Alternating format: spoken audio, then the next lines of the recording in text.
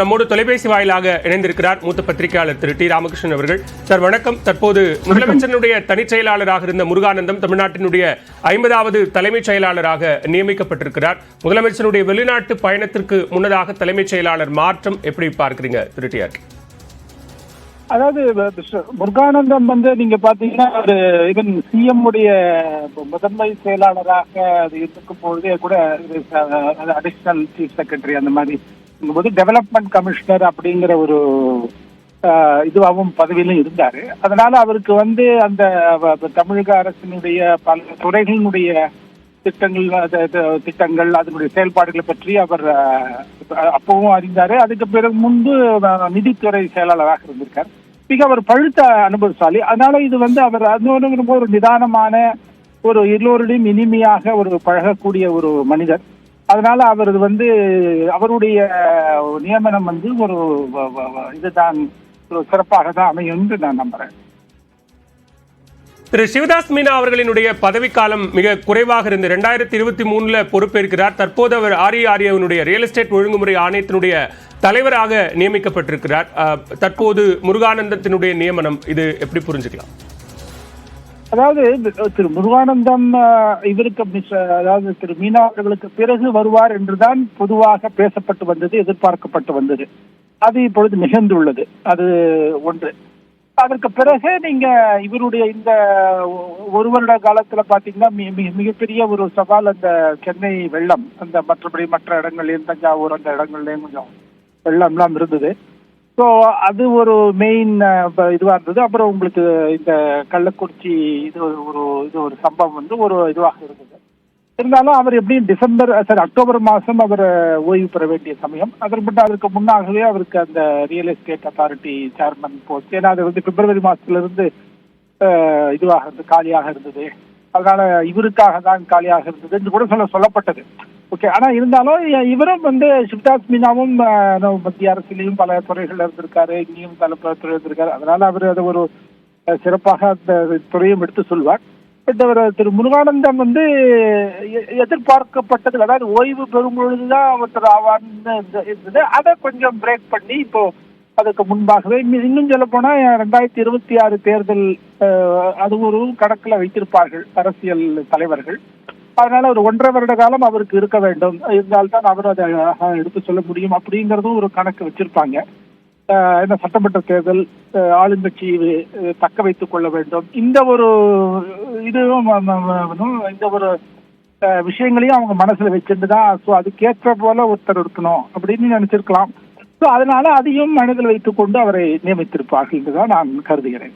அதிகாரிகள் நியமனம் தொடர்பாக நிறைய விமர்சனங்கள் இருந்த நிலையில சமீபத்திய சில நிகழ்வுகளுக்கு பிறகாக அதிகாரிகள் மாற்றம் அல்லது நியமனம் அப்படிங்கிற விஷயத்துல அரசு மிகுந்த சிரத்தை எடுத்துக் கொள்கிறது, ரொம்ப கவனமா அந்த விஷயத்தை கையாளுறாங்க. அது அரசனுடைய செயல்பாட்டுக்கு மேலும் வலு சேர்க்கும் அப்படின்னு பார்க்கலாமா?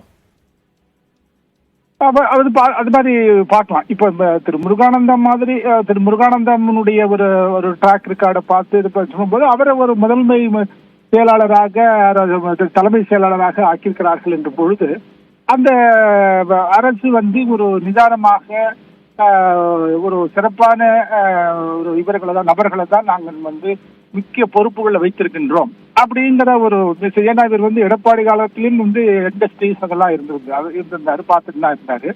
ஓகே.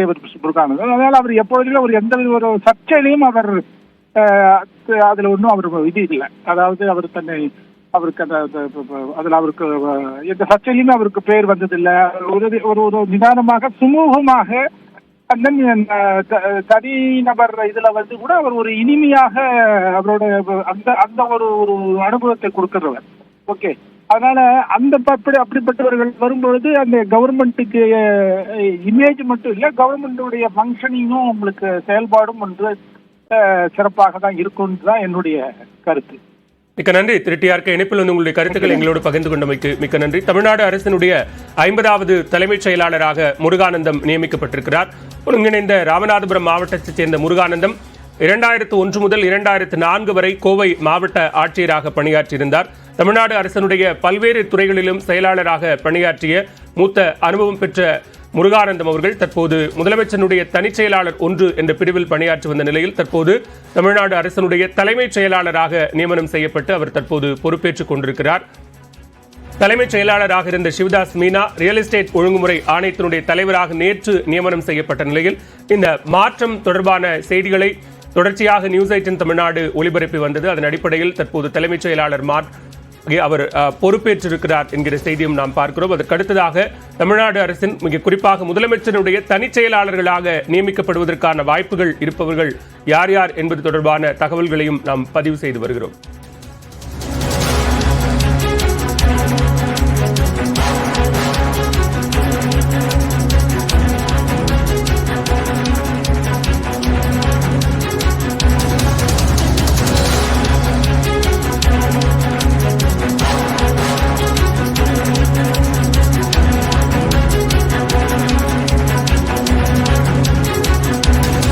தமிழ்நாடு அரசின் தலைமைச் செயலாளராக இருந்த சிவதாஸ் மீனா தற்போது தமிழ்நாடு ரியல் எஸ்டேட் ஒழுங்குமுறை ஆணையத்தினுடைய தலைவராக நியமனம் செய்யப்பட்ட நிலையில் தற்போது மூத்த IAS அதிகாரியான முருகானந்தம் தமிழ்நாடு அரசினுடைய 50வது தலைமைச் செயலாளராக பொறுப்பேற்றுக் கொண்டிருக்கிறார். அண்ணா பல்கலைக்கழகத்தில் மின்னணுவியல் பாடப்பிரிவில் பொறியியல் பட்டம் பெற்றவர்.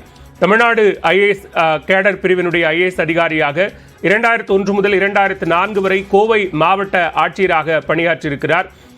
பல்வேறு துறைகள், பொதுப்பணித்துறை, நகர்ப்புற வளர்ச்சி மற்றும் நிதித்துறை உள்ளிட்ட பல்வேறு துறைகளினுடைய இணை செயலாளர் மற்றும் செயலாளராக பணியாற்றி வந்த 30 ஆண்டு காலம் அனுபவம் கொண்ட மூத்த IAS அதிகாரியான முருகானந்தம் தற்போது தமிழ்நாடு அரசினுடைய தலைமைச் செயலாளராக பொறுப்பேற்றிருக்கிறார்.